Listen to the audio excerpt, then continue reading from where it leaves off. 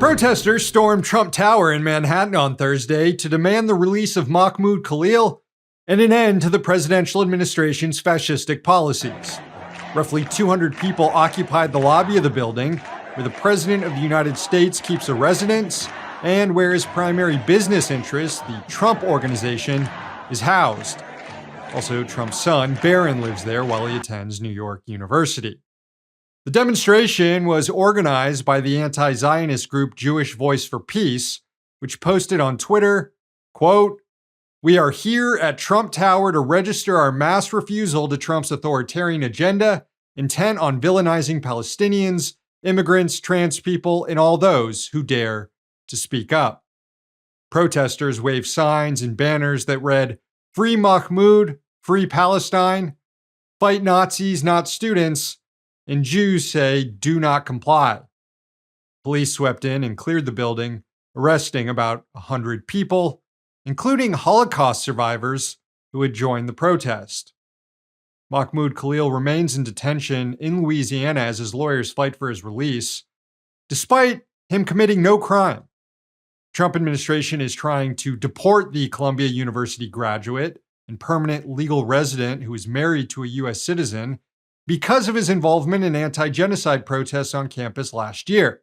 It's a brazen attack on the constitutional rights all of us have to dissent against our government. Columbia University itself is complicit in this attack, allowing ICE agents on campus to carry out politically motivated arrests and deportations. And now the school is taking it upon itself to punish other students who were involved in campus demonstrations critical of Israel. The school announced this week that it has suspended, expelled, or revoked the degrees of several students who were involved in the occupation of a university building last year. Columbia did not release how many students faced this punishment or their names, but the group Columbia Students for Justice in Palestine reported that 22 students were hit with the disciplinary actions with, quote, "no legal evidence, just for fighting for divestment, a liberated Palestine, and protesting genocide." One of those students expelled is Grant Minor, who is also the president of the UAW Local 2710, the union that represents thousands of Columbia University student workers. He was expelled one day before labor contract negotiations were set to begin between the union and the school.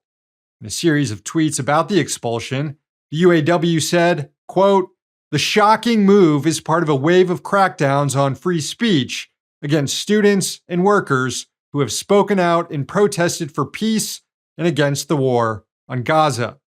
The union added, quote, "If they can come for graduate workers, if they can arrest, deport, expel, or imprison union leaders and activists for their protected political speech, then they can come for you, for your contract, for your paycheck, for your family, and for your rights." The union is holding an emergency rally on campus later this afternoon.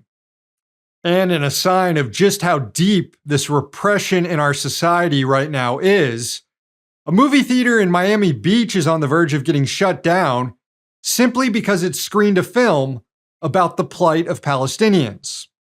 Miami Beach Mayor Stephen Minor is moving to cancel the grants that keep O Cinema open after the movie No Other Land was shown there. The film just won an Oscar earlier this month for Best Documentary.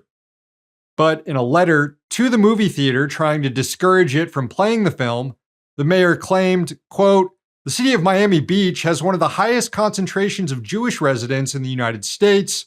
The No Other Land film is a one-sided propaganda attack on the Jewish people that is not consistent with the values of our city and residents." Again, the movie just won an Oscar, and the position of the local government here is that it can't be shown to residents because they're Jewish and might get offended.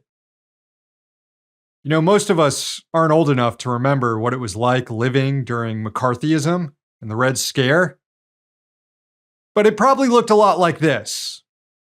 Hey, thanks for watching. Hit the subscribe button so you don't miss any of our new videos. Also, if you want to see Means Morning News in its complete form, not just the clips we post here, head on over to Means TV and get access to all our new episodes and our entire backlog.